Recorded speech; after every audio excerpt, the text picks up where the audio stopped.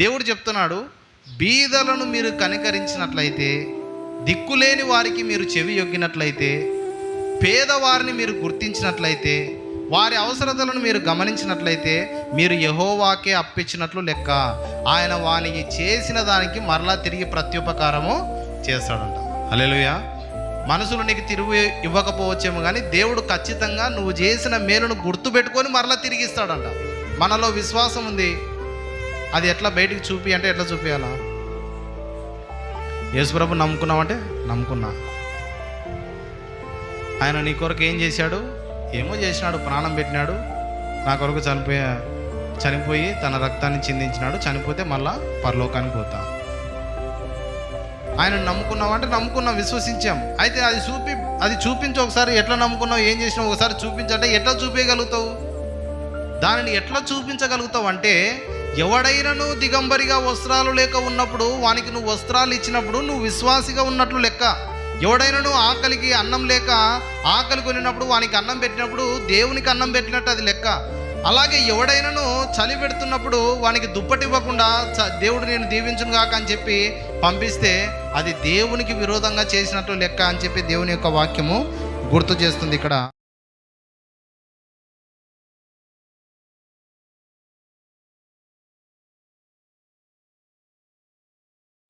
జాగ్రత్తగా కొద్ది నిమిషాలు దేవుని యొక్క మాటలు విని ప్రార్థన చేసుకుందాం. మత్తయి సువార్త 25వ అధ్యాయం 31 నుంచి 36 వచనాలు చదువుకుందాం. 25వ అధ్యాయం. తన మహిమతో మనుష్య కుమారుడును ఆయనతో కూడా సమస్త దూతలను వచ్చినప్పుడు ఆయన తన మహిమగల సింహాసనం మీద ఆసీనుడై ఉండును. అప్పుడు సమస్త జనములు ఆయన ఎదుట పోగు చేయబడుదురు. గొల్లవాడు మేకలలో నుండి గొర్రెలను వేరుపరచునట్లు ఆయన వారిని వేరుపరచి తన కుడివైపున గొర్రెలను ఎడమవైపున మేకలను నిలువబెట్టును. అప్పుడు రాజు తన కుడివైపున ఉన్న వారిని చూచి, నా తండ్రి చేత ఆశీర్వదింపబడిన వారలారా రండి, లోకము పుట్టినది మొదలుకొని మీ కొరకు సిద్ధపరచబడిన రాజ్యమును స్వతంత్రించుకొనుడి. నేను ఆకలిగొంటిని, మీరు నాకు భోజనం పెట్టితిరి, దప్పిగొంటిని, నాకు దాహం ఇచ్చితిరి, పరదేశినై ఉంటిని, నన్ను చేర్చుకొంటిరి, దిగంబరినై ఉంటిని, నాకు బట్టలిచ్చితిరి, రోగినై ఉంటిని, నన్ను చూడవచ్చితిరి, చెరసాలలో ఉంటిని, నా యొద్దకు వచ్చితిరని చెప్పాను. దేవునికి స్తోత్రం. ప్రియ దేవుని బిడ్డలారా, మరొకసారి దేవుడు మనందరికీ ఆయుస్సును ఆరోగ్యాన్ని ఇచ్చి దేవుని యొక్క సన్నిధిలో గడపడానికి దేవుడు మనకిట్టి అవకాశాన్ని కల్పించినందుకు దేవాది దేవునికి ఎంతైనా కృతజ్ఞతలు చెల్లించుకుంటున్నాం. అయితే ఈ సమయంలో కొన్ని విషయాలు పరిశుద్ధ గ్రంథంలో నుంచి మనం తెలుసుకొని ప్రార్థన చేసుకుందాం. ఎక్కువ సమయం తీసుకొని దయచేసి కొద్ది నిమిషాలు శ్రద్ధగా వినడానికి ప్రయత్నం చేద్దాం. ఈరోజు మనం చూడబోయే మరొక ఆటంకంని ఒక కొద్ది నిమిషాలు ధ్యానించుకొని ప్రార్థన చేసుకుందాం. దరిద్రుల మొర వినకపోవట ద్వారా మన తలపైన ఆకాశం మూసివేయబడుతుంది, ఎటువంటి ఆశీర్వాదం కూడా మన దగ్గరికి రాకుంటుంది. సామెతల గ్రంథం 21వ అధ్యాయం 13వ వచనాన్ని చదువుదాం. సామెతలు 21:13. దేవుని యొక్క వాక్యంలోకి వెళ్ళి, దరిద్రుల మొర వినక చెవి మూసుకునివాడు తాను మొరపెట్టినప్పుడు అంగీకరింపబడడు. చూసారా, దరిద్రుల మొర వినక చెవి మూసుకొని వాడు తాను మొరపెట్టినప్పుడు అంగీకరింపబడడు అనేటువంటి విషయాన్ని దేవుని యొక్క వాక్యం ఇక్కడ గుర్తు చేస్తుంది. దరిద్రులు ఎప్పుడైతే మొరపెడతారో వారికి మనం చెవి ఒగ్గలేదనుకోండి, ఏదో ఒక రోజు వస్తుంది మనం కూడా మొరపెడతాం, మనకు కూడా ఎవరు చెవి ఒగ్గరు అనే మాట దేవుని యొక్క వాక్యము గుర్తు చేస్తుంది ఇక్కడ. అలాగే సామెతల గ్రంథం 19:17 చదువుదాం. చూడండి. బీదలను కనికరించువాడు యెహోవాకు అప్పిచ్చువాడు వాని ఉపకారమునకు ఆయన ప్రత్యుపకారము చేయును. బీదలను కనికరించువాడు యెహోవాకు అప్పిచ్చువాడంట. చూడండి, మనం నివసించుచున్న స్థలాల్లో కానీ ఎక్కడైనా కానీ బీదలు, దరిద్రులు, దిక్కులేని వారు ఎంతోమంది ఉంటారు. వారికి మనం సహకరించాలని దేవుని యొక్క వాక్యము గుర్తు చేస్తుంది. బీదలను కనికరించాలని దేవుని యొక్క వాక్యం గుర్తు చేస్తుంది. అలా చేస్తే యెహోవాకు అప్పిచ్చిన వారమవుతాము. దానికి దేవుడు ఏం చేస్తాడంట? వాని ఉపకారమునకు ఆయన ప్రత్యుపకారం చేయును అని ఇక్కడ రాయబడింది. నువ్వు చేసిన దానికి దేవుడు ఏం చేస్తాడంట? మరలా నీకు ప్రత్యుపకారం చేస్తాడంట. హల్లెలూయా. మనుషులకు ఇస్తే వాళ్ళు మరలా మనకు తిరిగి ఇవ్వరు. కొన్నిసార్లు పెళ్ళిళ్ళకి పోయి చదివింపులు పెడతాం. పెళ్ళిళ్ళకి పోయి చదివింపులు పెడితే నువ్వేమో పోయి 1116 పెట్టినావు అనుకుందాం. వాళ్ళు మళ్ళీ మీ ఇంట్లో పెళ్లి జరిగినప్పుడు వచ్చినారు, కానీ వాళ్ళు 216 పెట్టినారు. నీకు కోపం వస్తుంది కదా. వాళ్ళకి ఏమన్నా ధర్మం ఉందా, న్యాయం ఉందా? అసలు మనసాక్షి లేదు వాళ్ళకి. నేను వాళ్ళకి ఇంత పెట్టుబడి పెడితే, ఇంత చదివింపులు చదివిస్తే మాకు మాత్రం కొంచెమే పెట్టిపోయినారు అని చెప్పి అనుకుంటాం మనసులో. మనుషులకు ఇస్తే వాళ్ళు మరలా తిరిగి ఇస్తారనే నమ్మకం లేదు. మనుషులకు సహాయం చేస్తే వాళ్ళు మరలా మనం దీవించబడతాము అంటే మనుషులకు ఇచ్చి ఎదురు చూస్తే వాళ్ళు ఇస్తారో ఏరో తెలియదు. కానీ దేవుడు చెప్తున్నాడు, బీదలను మీరు కనికరించినట్లయితే, దిక్కులేని వారికి మీరు చెవి యొగ్గినట్లయితే, పేదవారిని మీరు గుర్తించినట్లయితే, వారి అవసరతలను మీరు గమనించినట్లయితే మీరు యెహోవాకే అప్పిచ్చినట్లు లెక్క. ఆయన వానికి చేసిన దానికి మరలా తిరిగి ప్రత్యుపకారము చేస్తాడంట. హల్లెలూయా. మనుషులు నీకు తిరుగు ఇవ్వకపోవచ్చేమో, కానీ దేవుడు ఖచ్చితంగా నువ్వు చేసిన మేలును గుర్తుపెట్టుకొని మరలా తిరిగి ఇస్తాడంట.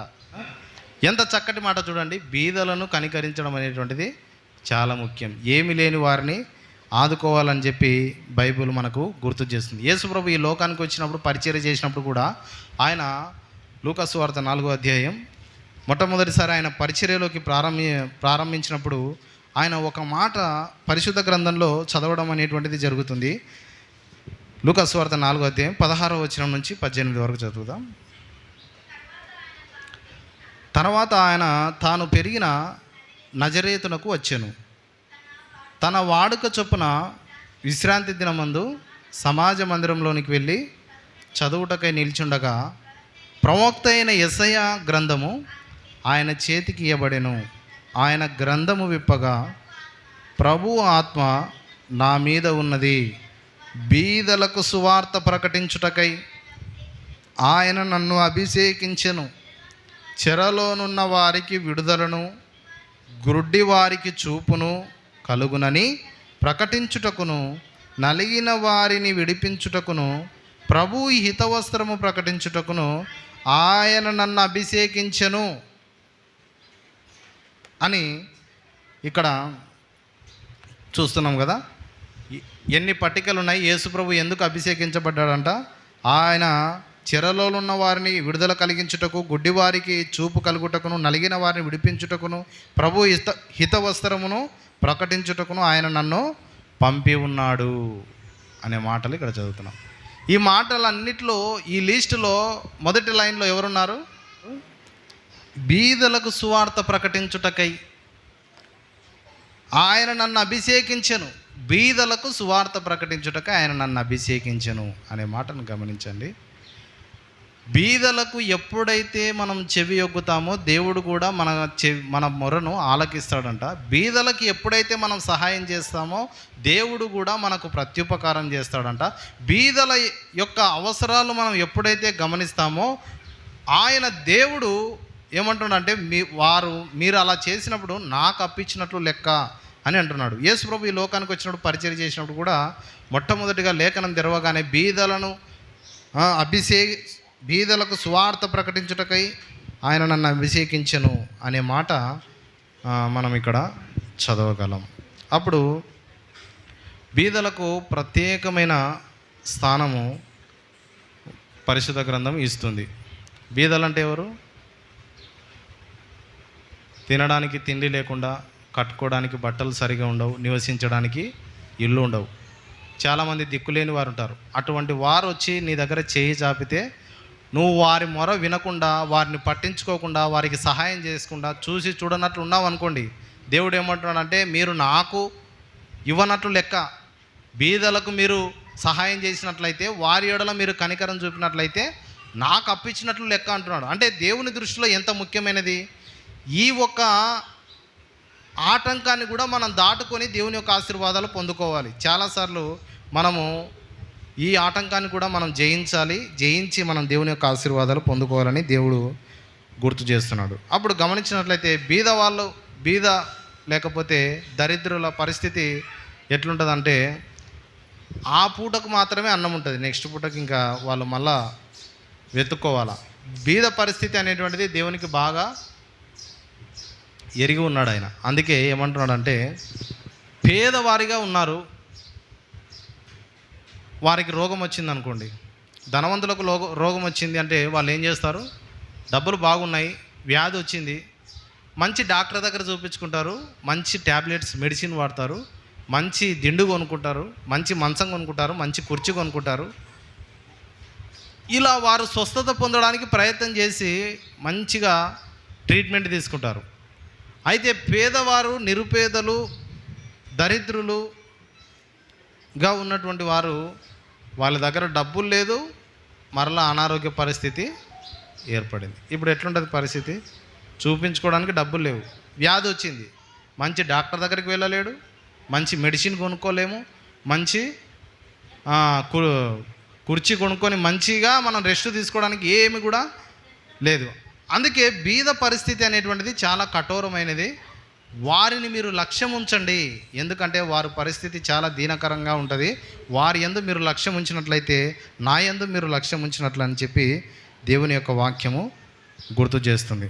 అప్పుడు ప్రియ దేవుని బిడ్డలారా, దేవుడు ఏ విధంగా అయితే లక్ష్య పెడుతున్నాడో ఆ విధంగా మనము లక్ష్య పెట్టాలని చెప్పి దేవుని యొక్క వాక్యం గుర్తు చేస్తుంది. 51 యెషయా గ్రంథం 51 అధ్యాయం 1వ వచనం నుంచి నీతిని అనుసరించుచు యెహోవాను వెదుకుచు నుండు వారలారా నా మాట వినుడి.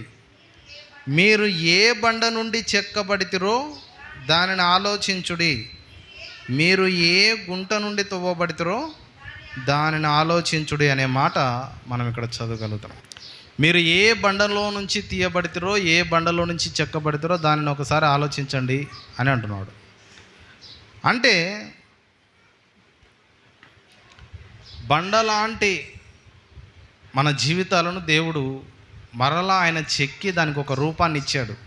ఒకానొకసారి కొన్ని రోజులకు కిందట దేవుణ్ణి నమ్ముకోవడానికి ముందు మనమందరం కూడా భక్తిహీనులం, రక్షణ లేని వాళ్ళం, దేవుడు అంటే ఎరగకుండా దేవునికి శత్రువులుగా మనం జీవిస్తూ ఉన్నప్పుడు ప్రభువు తానే మన కొరకు దిగి వచ్చి మన కొరకు ప్రాణం పెట్టి దేవునికి వ్యతిరేకులంగా విరోధులుగా ఉన్నప్పటికీ కూడా ఆయన మనల్ని క్షమించి హక్కున చేర్చుకొని కుమారులుగా కుమార్తెలుగా చేసుకున్నాడు. కాబట్టి మీరు దాన్ని ఒక్కసారి ఆలోచించుడి.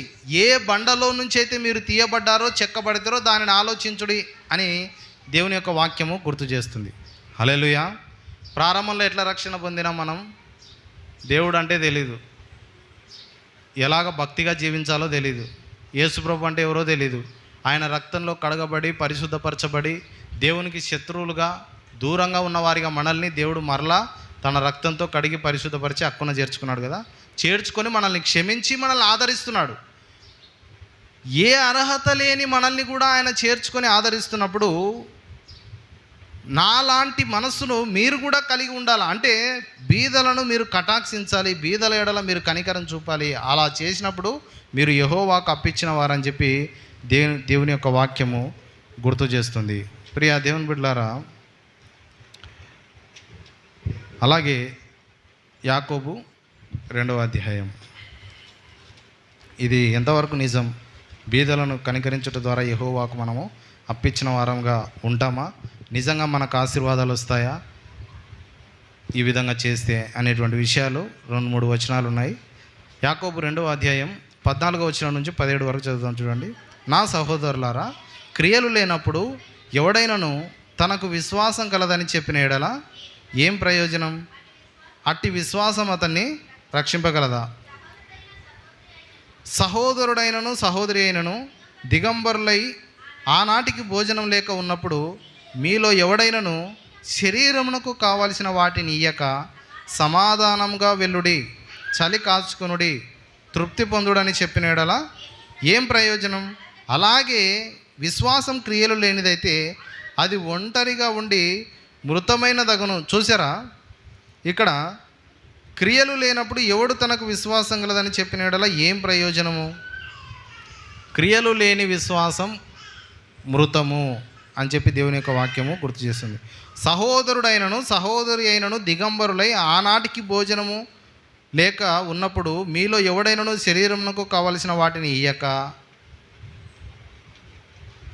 ఎవరైనా మీ దగ్గరకు వచ్చి మీ దగ్గర నుంచి ఏదైనా ఎదురు చూస్తుంటే వారికి అది ఇవ్వక, దేవుడు నిన్ను దీవించును గాక అని చెప్పి వాళ్ళని పంపించకుండా వాళ్ళకి ఏదో ఒక రూపంలో వారికి సహాయం చేయాలని చెప్పి దేవుని యొక్క వాక్యం ఇక్కడ గుర్తు చేస్తున్నట్లు మనము ఇక్కడ చూడగలుగుతున్నాం. క్రియలు లేని విశ్వాసం ఏం ప్రయోజనం అనే మాట ఇక్కడ రాయబడింది. మనలో విశ్వాసం ఉంది, అది ఎట్లా బయటికి చూపి అంటే ఎట్లా చూపించాలా? యేసుప్రభు నమ్ముకున్నామంటే నమ్ముకున్నా. ఆయన నీ కొరకు ఏం చేశాడు? ఏమో చేసినాడు, ప్రాణం పెట్టినాడు, నా కొరకు చనిపోయి తన రక్తాన్ని చిందించినాడు, చనిపోతే మళ్ళా పరలోకానికి పోతా.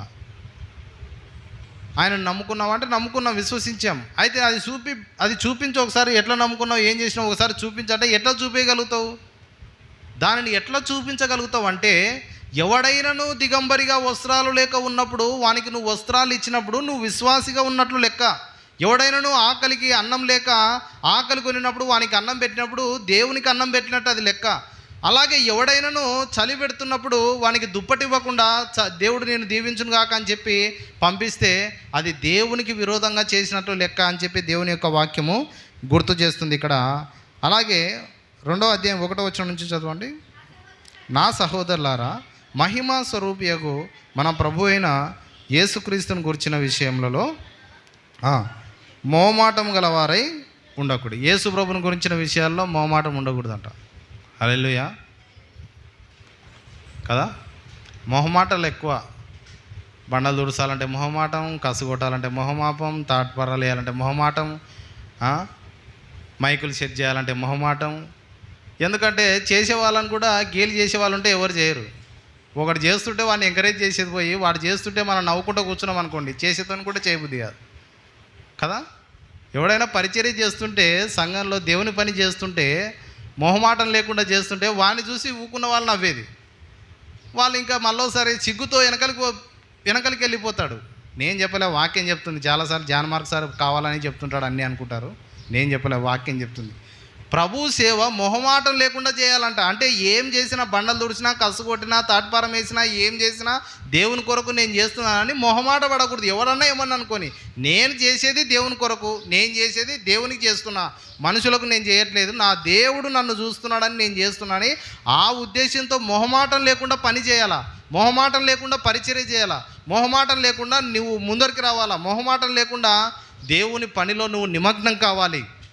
అది ఎవరు చూస్తున్నారు? పాస్టర్ చూడాల్సిన అవసరం లే. హల్లెలూయా. ఇప్పుడు నేను చర్చికి రావడానికంటే ముందు చాలా పనులు జరిగినాయా లేదా? బండలు దుడిచిపోయినారు, కుర్చీలు నీట్గా కుర్చీలు దుడిచిపెట్టినారు. నేను చర్చికి రావడానికంటే ముందుగా ఇక్కడ ఎంతో పరిచర్య జరిగింది.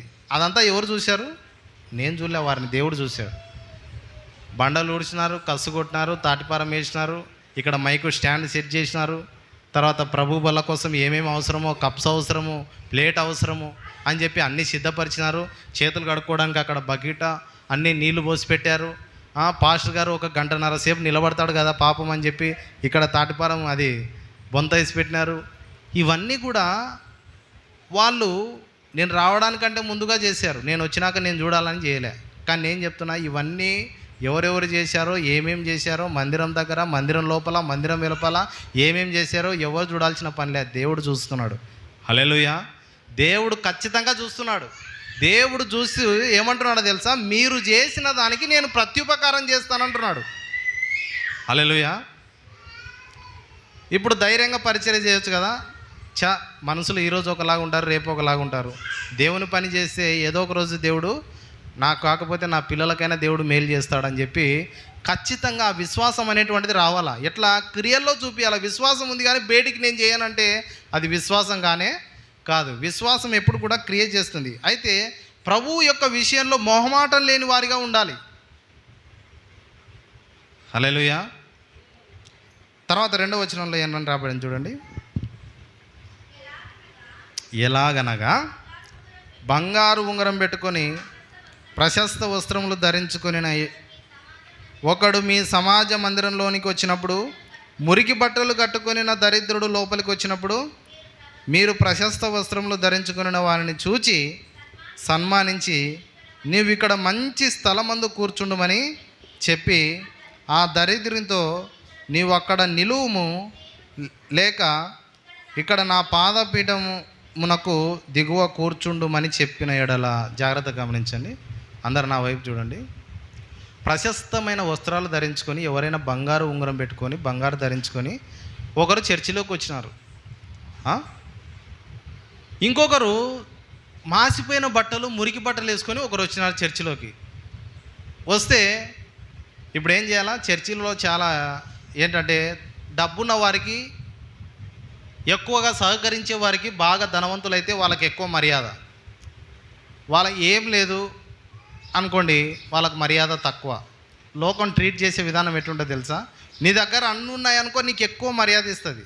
నువ్వు ఏం లేవు అనుకోండి నీకు అస్సలు మర్యాద ఇవ్వదు. ఇక్కడ ప్రభు ఏమంటున్నాడంటే, దేవుని యొక్క పరిశుద్ధాత్ముడు ఏమని మాట్లాడుతున్నాడంటే, బంగారు ఉంగరము ప్రశస్త వస్త్రాలు ధరించుకున్న వాళ్ళు ఒకడు వచ్చినాడు చర్చిలోకి. ఇంకొకడు మురికి బట్టలు వేసుకొని, ఉన్న వాటికి ఏమీ లేకుండా ఉన్న వాటిలోనే బెస్ట్ ఉన్న బట్టలు వేసుకొని చెప్పి ఇంకొకటి దరిద్రుడు లోపలికి వచ్చినాడు. ఇప్పుడు వీరిద్దరిని ఎట్లా ట్రీట్ చేస్తున్నారు? పాస్టర్ కావచ్చు, సంఘంలో ఉన్న వాళ్ళు కావచ్చు, ఎవరైనా సరే ఎట్లా ట్రీట్ చేస్తున్నారు? ఉన్నట్టుండి ఎవరైనా ముఖ్యమంత్రో సర్పంచో లోపలికి వచ్చినారనుకోండి, మీరందరూ ఏం చేస్తారు? పాస్టర్ చెప్పేది వినకుండా ఆయన ఎప్పుడు పారిపోతారా? ఇట్లా పాస్టర్ ఎప్పుడు చెప్పేదే కదా, ఆదివారం వస్తాడు వాక్యం చెప్తాడు. ముఖ్యమంత్రి గారు వచ్చినారు కదా, మంచి పెద్ద ఆఫీసర్ వచ్చినాడు కదా, ఆయనను ఒకసారి పలకరిద్దాం, పరిచయం చేసుకుందాం అంటే వెళ్ళిపోయినావు. ఇంకా నువ్వు దేవుడు చూస్తున్నాడు. అది దేవుడు ఏమంటున్నాడంటే, అలా ఇద్దరు వ్యక్తులు వచ్చినప్పుడు మీరు ఎట్లా ట్రీట్ చేస్తున్నారు? వాళ్ళ గౌరవించి, సన్మానించి, శాలువ వేసి, దండేసి వాళ్ళని ఒక్కరిని బాగా చూసుకుంటే దరిద్రుడిని అవమానించినట్లే కదా, పేదవాడిని అవమానించినట్లే కదా. అంటే ఎవరైనా గొప్ప వ్యక్తి చర్చిలోకి వచ్చినప్పుడు అతని కోసం మీరు పరిగెత్తితే దేవుని అవమానించినట్లు కాదా కదా. ఒకసారి ఇక్కడ వాక్యం చెప్తున్నా, ఎవరో తప్పెట్లు కొడుతుంటే బయట కూరుకున్నారు ఇద్దరు. అంటే వాళ్ళకి చర్చి అంత ముఖ్యం కాదు, వాక్యం ముఖ్యం కాదు. తప్పట్లు కొడుతున్నారు, డ్యాన్స్ చేస్తున్నారు, అది ముఖ్యం. డీజే పెట్టినారు, డ్యాన్సులు వేస్తున్నారు. ఆమె ఎవరో ఎప్పుడు చూడలే డ్యాన్స్ చేస్తుంది, చూసొద్దాం ఒకసారి. అది చర్చి టైంలో. మళ్ళీ నువ్వు బయటికి పోయేది దేవుడు చూస్తున్నాడు, లోపలికి వచ్చేది దేవుడు చూస్తున్నాడు. నువ్వు ఇంటికాడ బైబిల్ చేత పట్టుకొని చర్చికి వచ్చేటప్పుడే దేవుడు చూస్తున్నాడు నిన్ను. హల్లెలూయా. పొద్దు నుంచి లేచినప్పటి నుంచి కసు కొట్టుకుంటున్నావు, బండలు ఊడ్చుకుంటున్నావు. ఈరోజు ఆదివారం అని చెప్పి అన్నీ శుభ్రం చేసుకొని బైబిల్ చేత పట్టుకొని మందిరానికి వస్తున్నావు. ఇవన్నీ కూడా ఆసక్తితో నువ్వు వస్తున్నప్పుడు ఎవరు చూస్తున్నారు? ఎవరు చూస్తున్నారు? దేవుడు చూస్తున్నాడు. హల్లెలూయా. ఒక పేదవాడు, ఒక ధనవంతుడు. ఒక పెద్ద ధనవంతుడు వచ్చి ఇప్పుడే సడన్గా ఇక్కడ కూర్చున్నాడు అనుకోండి, నాకేం పెద్ద ఆశ్చర్యం అనిపించదు. ఎవరైనా సరే వచ్చి కూర్చోవాల్సిందే, వాక్యము వినాల్సిందే. అది దేవుని ఎదుట మర్యాద కలిగి జీవించడం అంటే. అర్థమవుతుందండి అందరికీ? అర్థమవుతుందా? దేవుని చిత్తం, దేవుని ఆలోచన, దేవుని నడవడికలు, దేవుని పోలికగా, దేవుని బిడ్డలుగా మనం ఉన్నప్పుడు మనం ఎట్లా ట్రీట్ చేయాలా? అందరినీ సమానంగా చూడాలా. ఒకరిని ఎక్కువ, ఒకరిని తక్కువ అటువంటివి జరగవు. నా దగ్గర అయితే అస్సలు జరగవు. ఒకరిని ఎక్కువ, ఒకరిని తక్కువ అస్సలు నేను అటువంటివి మోటివేషన్ చేయం. నా పని ఏంది, దేవుడు నాకేం చెప్పినాడో అది చేసుకుని వెళ్ళిపోతాను నేను, అంతే. అంతలేకనే పోతాడు ఆయన, అంతలేకనే పోతా. నేనేం చేయాలా?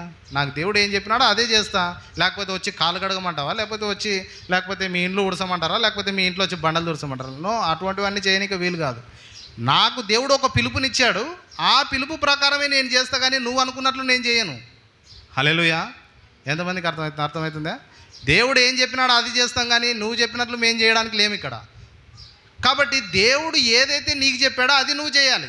దేవుడు నీకంటూ ఒక పిలుపునిచ్చాడు, నీకంటూ ఒక దర్శనం ఇచ్చాడు, నీకంటూ ఒక ప్రణాళికను ఉంచాడు దేవుడు. దానిని నువ్వు చేయాలి. ఒకరిని ఎక్కువ, ఒకరి తక్కువ చూడడం అనేటువంటిది చర్చిలో, సంఘంలో అస్సలు జరగదు, జరగకూడదు కూడా. హల్లెలూయా, హల్లెలూయా.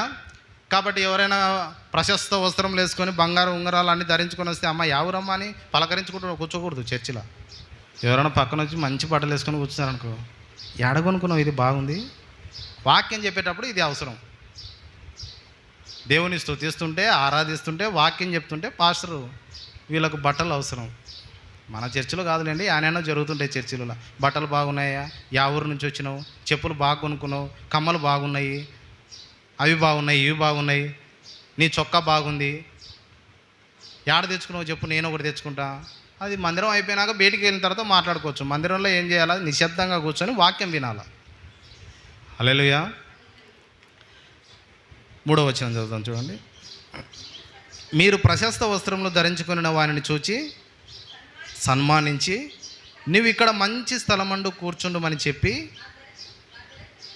ఆ దరిద్రునితో నువ్వు ఇక్కడ నిలువుము లేక ఇక్కడ నా పాదమునకు దిగువ కూర్చుండమని చెప్పిన ఎడల. అంటే మంచిగా ధనవంతుడు వస్తే కుర్చీలేసి తుడిసి, నేను అప్పుడు ఎప్పుడైనా అట్లా చేయడం చూసినారా మీరు?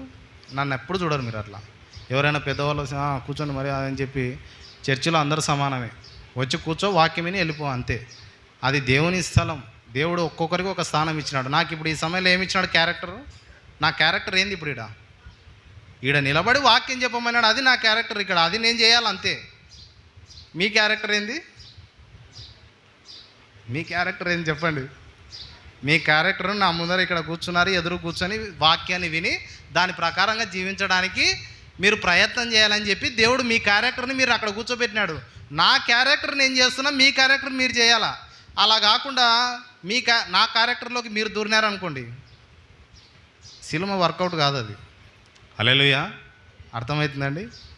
నేను చేసే క్యారెక్టర్లోకి మీరు దూరకూడదు, మీరు చేసే క్యారెక్టర్లోకి నేను దూరకూడదు. దేవుడు నీకు ఏ క్యారెక్టర్ ఇచ్చినాడో ఆ క్యారెక్టర్లో నువ్వు నమ్మకంగా ఉండాలా. నాకు దేవుడు ఏ క్యారెక్టర్ ఇచ్చినాడో ఆ క్యారెక్టర్లో నేను నమ్మకంగా ఉండాలా. అది దేవునికి ఇష్టమైనది. అలా చేసినప్పుడే నాటకం వర్కౌట్ అవుతుంది కదా. నీకు నాటకంలో ఏ వేషం ఇస్తే ఆ వేషమే చేయాలా. పక్కన వాళ్ళకి ఇచ్చిన క్యారెక్టర్లో దూరి నువ్వు చేయనీకి పోయినావు అనుకో, అసలు అది నాటకంలాగా ఉండదు. నాటకం అంటే ఎవరెవరి క్యారెక్టర్లో ఎవరెవరు చేస్తేనే అది కరెక్ట్ సీరియల్. అట్లా చేస్తేనే అందరూ ఏడుస్తారు. టీవీ ముందర కూర్చొని, సీరియల్ ముందర కూర్చొని అందరూ ఎందుకు ఏడుస్తారు? ఎవరి పాత్ర వాళ్ళు పోషిస్తున్నారు, ఎవరి నాటకం వాళ్ళు ఆడుతున్నారు. కాబట్టి ఎవరో నాటకం ఆడితే మనం ఏడుస్తున్నాం. మనకి ఏడుపు వచ్చేంత వాళ్ళు ఏం చేసినారు? క్యారెక్టర్ బాగా కుదిరించినారు అంతే. అప్పుడు చర్చిలో సంఘంలో నీ క్యారెక్టర్ ఏంది? నీ క్యారెక్టర్ దేవుడు పెట్టిన స్థాయిలో అది ఉన్నట్లయితే దేవుని దీవెనలు ఖచ్చితంగా నువ్వు చూస్తావు. హల్లెలూయా. అప్పుడు వాడిని ఒక మంచి స్థలంలో కూర్చోబెట్టి, దరిద్రుని నువ్వు యానో సాడ కూర్చోరు నాయనా, నువ్వు ఏడ కూర్చుంటే ఏముంది నీకు అని చెప్పి వాడిని చులకనగా మాట్లాడడం. 4వ వచనం. మీ మనసులో భేదములు పెట్టుకొని మీరు దురాలోచనలు విమర్శన చేసిన వారగుదురు కారా? నా ప్రియ సహోదరులారా ఆలకించుడి. ఈ లోక విషయంలో దరిద్రులైన వారిని విశ్వాసమందు భాగ్యవంతులుగాను తన్ను ప్రేమించు వారికి తాను వాగ్దానం చేసిన రాజ్యమునకు వారసులనుగా ఉండుటకు దేవుడు ఏర్పరచుకొనలేదా? తక్కువ చేసి చూస్తున్నారే మీరు. వాళ్ళనే దేవుడు ఏర్పరచుకున్నాడు అంటున్నాడు దేవుడు. వాళ్ళనే దేవుడు పిలిచాడు అంటున్నాడు. దరిద్రులను మీరు లక్ష్య పెట్టండి, వారిని తక్కువ చూపు చూడొద్దండి, వారికి మీరు సహాయం చేయండి, వారికి మీరు ఆదుకోనండి, వారికి ఏదైనా లేకపోతే ఇవ్వండి అని చెప్పి దేవుని యొక్క వాక్యము గుర్తు చేస్తుంది. అలా చేసినప్పుడు మీరు యెహోవాకు చేసినట్ల, దేవునికి చేసినట్లు అని చెప్పి దేవుని యొక్క వాక్యము గుర్తు చేస్తుంది. సామెతల గ్రంథం 14:31 చదవండి. సామెతలు 14:31. దరిద్రుని బాధించువాడు వాని సృష్టికర్తను నిందించువాడు, బీదను కనికరించువాడు ఆయనను గణపరచువాడు. దేవుని మీరు నిజంగా గణపరచాలనుకుంటే, హల్లెలూయా, నిజంగా మీరు దేవుని గణపరచాలనుకుంటే, ప్రియ దేవుని బిడ్డలారా, నిజంగా మీరు దేవుని నిశ్చయంగా గణపరచాలనుకుంటే, నోటితో స్తుతి స్తుతి స్తోత్రం హల్లెలూయా అంటే గణపరిచినట్లు కాదు, దాన్ని క్రియారూపకంలో చేయాలా. ఏం చేయాలా? బీదలను కనికరించాలా, అక్కరతల అవసరతలు ఉన్న వారికి మీరు కనికరించాలా. అలా చేసినప్పుడు ఏమవుతుందంట?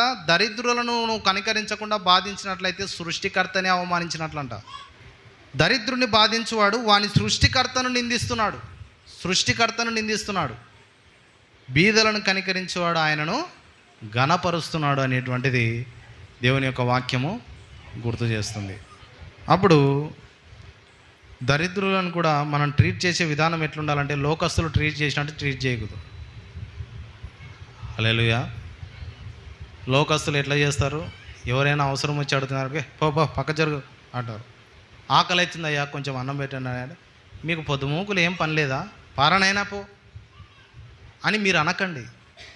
ఎవరైనా ఆకలితో అల్లాడుతూ ఆహారం అడిగితే వానికి అన్నం పెట్టండి. అలా చేసినప్పుడు మీరు ఎవరికి చేసినట్లు లెక్క? దేవునికే చేసినట్లు లెక్కనంట అని దేవుని యొక్క వాక్యము గుర్తు చేస్తుంది. కీర్తనలో 41 కీర్తన 1 వచనం నుంచి 3 వచనాలు. బీదలను కటాక్షించువాడు ధన్యుడు, ఆపత్కాలమందు యెహోవా వానిని తప్పించును, యెహోవా వానిని కాపాడి బ్రతికించును. భూమి మీద వాడు ధన్యుడగును, వాని శత్రువుల ఇచ్చకు నీవు వానిని అప్పగింపవు. రోగశయ్య మీద యెహోవా వానిని ఆదరించును, రోగము కలుగగా నీవే వానిని స్వస్థపరచుదువు. బీదల ఎడల కనికరం చూపినట్లయితే వాళ్ళకి ఏమేమి చేయబడుతుందో దేవుడు చేస్తున్న వాగ్దానం ఏంటంటే, బీదలకు నువ్వు ఈరోజు కనికరించుండొచ్చు, కానీ రేపు పొద్దున నువ్వు ఆపదలో పడినప్పుడు దేవుడు ఏం చేస్తాడంట? ఆపత్కాలమందు యెహోవా నిన్ను తప్పిస్తాడు, బీదలను నువ్వు కనికరించినప్పుడు. హల్లెలూయా, హల్లెలూయా. తర్వాత ఆయన చేసే వాగ్దానం ఇంకోటి ఏంటంటే, యెహోవా వానిని కాపాడి బ్రతికించును. 2వ వచనం. భూమి మీద వాడు ధన్యుడగును, వాని శత్రువుల ఇచ్చకు నీవు వానిని అప్పగింపవు. రోగశయ్య మీద యెహోవా వానిని ఆదరించును. అంటే పడక మీద అతను ఉన్నప్పుడు, అనారోగ్యంతో పడినప్పుడు యెహోవా వానిని స్వస్థపరుస్తాడంట. అంటే జ్ఞాపకం చేసుకుంటాడు. బీదలను కనికరిస్తే వచ్చేటువంటి ఆశీర్వాదము ఇదనమాట. యెహోవా వానిని ఆదరించును, రోగం కలగగా ఆయన వానిని స్వస్థపరుస్తాడంట. ఎప్పుడు స్వస్థపరుస్తాడు? హల్లెలూయా. అన్నీ దేవుడు చేయడు, మనం కూడా చేసేటి కొన్ని ఉన్నాయి. అవి చేయటం ద్వారా మనకు ఆశీర్వాదాలు వస్తాయి. హల్లెలూయా. ఆ విధంగా చేసి మనం దేవుని దీవెనలు పొందుకోవాలని దేవుని యొక్క వాక్యము గుర్తు చేస్తుంది. ఇప్పుడు మత్తయి సువార్త మనం మొదట్లో చదివినాం కదా, ఆ వచనంలోకి వెళ్ళి ప్రార్థన చేసుకుందాం. మత్తయి సువార్త 25వ అధ్యాయం 36వ వచనం 31 నుంచి.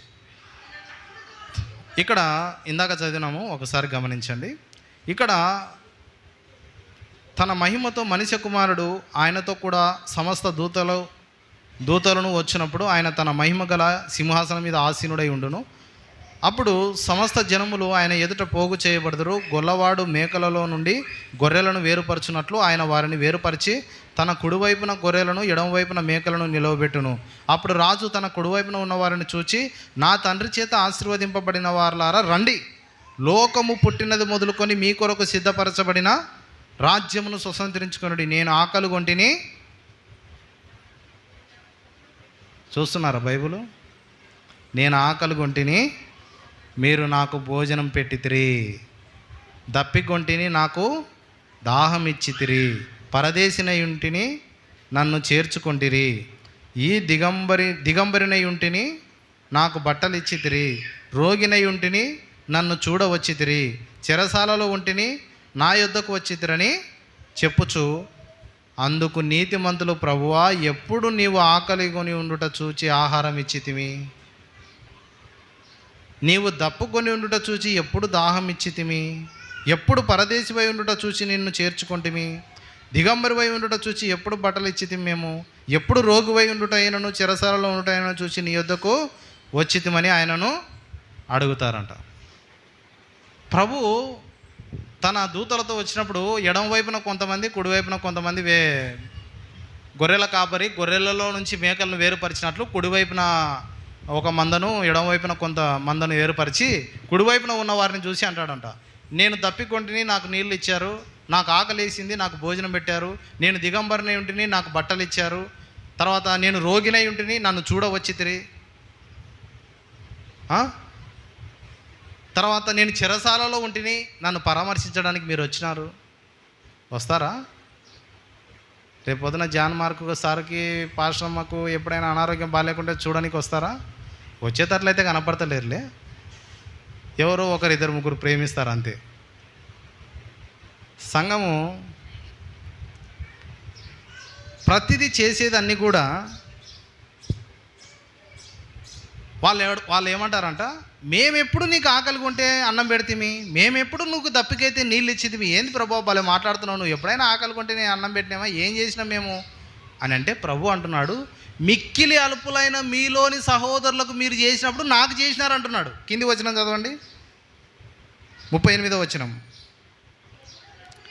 ఎప్పుడు పరదేశునై ఉండుట చూచి నిన్ను చేర్చుకొంటిమి, దిగంబరివై ఉండుట చూచి బట్టలు ఇచ్చితిమి, ఎప్పుడు రోగివై ఉండుటైనను చెరసాలలో ఉండుటైనను చూచి నీ యొద్దకు వచ్చితిమని ఆయనను అడిగాను.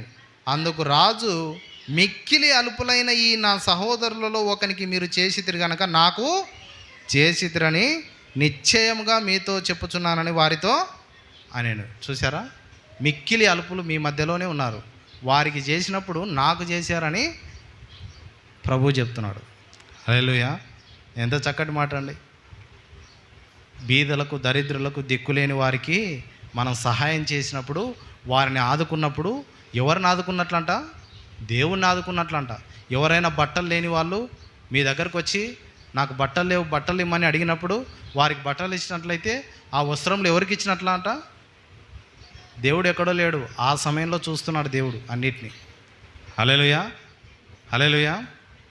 బట్టలు లేని ఎడల బట్టలు ఇవ్వాలి, ఆహారం లేని ఎడల ఆహారం పెట్టాలి, దప్పికొనిన ఎడల ఎవరైనా నీళ్ళు ఇవ్వాలి అని చెప్పి దేవుని యొక్క వాక్యం గురించి అలా చేస్తే నాకు చేసినట్లు అంటున్నాడు. హల్లెలూయా, అలా చేస్తే నాకు చేసినట్లా. మీరు ఎవరికి చేసినట్లా? దేవునికి చేసినట్లా. మనం ఏదైనా పరిచర్య చేస్తే ఎవరికి చేసినట్లా? దేవునికి చేసినట్లా. అందుకోసం దేవుడే చెప్తున్నాడు, మందలను వేరుపరిచి చూపిస్తున్నాడు. చూపిస్తూ మీరు నాకు మిక్కిలి అల్పులైన వారికి చేశారు కాబట్టి నాకు చేసినట్లు అని చెప్పి దేవుని యొక్క వాక్యము గుర్తు చేస్తుంది. అలాగే 42వ వచనం చూడండి, 41. అప్పుడు ఆయన ఎడంవైపు ఉండువారు, ఇప్పుడు కుడి సైడ్ ఉన్న వాళ్ళు అయిపోయినారు, ఎడంవైపు. కుడి సైడ్ ఉన్న వాళ్ళ వరకు విన్నాం కదా, ఎడంవైపు ఉన్న వాళ్ళ గురించి ఈయన ప్రార్థన చేస్తుంది. ఎడంవైపు ఉన్న వారు ఎవరంటే, వీళ్ళు దప్పికొన్నారంట.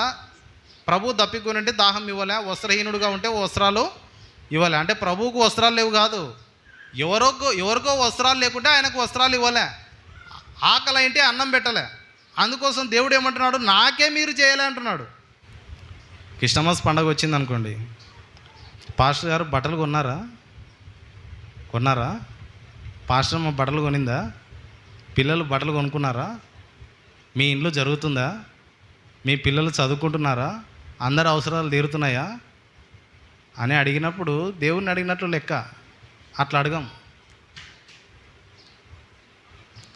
ఈ సంవత్సరం పాస్టర్ గారికి, వారి కుటుంబానికి, మా కుటుంబం బట్టలు తీసుకుంటుందని చెప్పి పరిగెత్తుకొని రావాలా ఎవరో ఒకరు. అదంతా అడగకుండా చేసే పని. బట్టలు ఉన్నాయో లేవో అని గుర్తించి మీరు సహకరించినప్పుడు అది ఎవరికి చేసినట్లు లెక్క? దేవునికి చేసినట్లు లెక్క. కానీ పాపం చాలామంది చేయాలనుకుంటారు, చేసేవాళ్ళని జడగొట్టేటోళ్ళు కూడా ఉన్నారు. హల్లెలూయా. పాపం చేయాలని, పరిచర్య చేయాలని, మంచి చేయాలని, ఏది చేసినా దేవుని కొరకే కదా అని చెప్పి మంచిగా చేయాలనుకుంటారు. కానీ చేసేతోళ్ళని కూడా చెడగొట్టేతోళ్ళు ఉంటారు. అందుకే నాలుక అగ్ని అని చెప్పి పోయిన వారం కాక అటు పోయిన వారం చూశాను. నాలుక చిచ్చు పెడుతుంది, అగ్ని అది. అయితే వాక్యం ఏమని చెప్తుందంటే, మీరు అలాగ చేసినప్పుడు నాకు చేసినట్లు లెక్క అని చెప్పి దేవుని యొక్క వాక్యము గుర్తు చేస్తుంది. 43వ వచనం. అప్పుడు ఆయన ఎడమవైపు ఉండి వారిని చూచి, శపింపబడిన వారులారా, నన్ను విడిచి అపవాదికిని వాని దూతలకును సిద్ధపరచబడిన నిత్యాగ్నిలోనికి పోవుడి. నేను ఆకలి కొంటిని, మీరు నాకు భోజనం పెట్టలేదు, దప్పికొంటిని, మీరు నాకు దాహం ఇవ్వలేదు, పరదేశినై ఉంటిని, మీరు నన్ను చేర్చుకొనలేదు, దిగంబరినై ఉంటిని, మీరు నాకు బట్టలు ఇవ్వలేదు, రోగినై చెరసాలలో ఉంటిని, మీరు నన్ను చూడరాలేదని చెప్పాను. అందుకు వారు, ప్రభువా, మేమెప్పుడు నీవు ఆకలి కొని ఉండుటైనను దప్పిక కొని ఉండుటైనను, పరదేశివై ఉండుటైనను, దిగంబరివై ఉండుటైనను, రోగివై ఉండుటైనను, చెరసాలలో ఉండుటైనను చూచి నీకు ఉపచారం చేయకపోతేమని ఆయనను అడిగెదరు. అందుకాయన, మిక్కిలి అల్పులైన వీరిలో ఒకరినైనను మీరు ఇలాగూ చేయలేదు గనక నాకు చేయలేదని మీతో నిశ్చయముగా చెప్పుచున్నానని వారితో అనును. వీరు నిత్య శిక్షకును, నీతిమంతులు నిత్య జీవానికి పోవుదురు. హల్లెలూయా, హల్లెలూయా. కాబట్టి దరిద్రులు మొరపెట్టినప్పుడు వారికి చెవి ఒగ్గాల.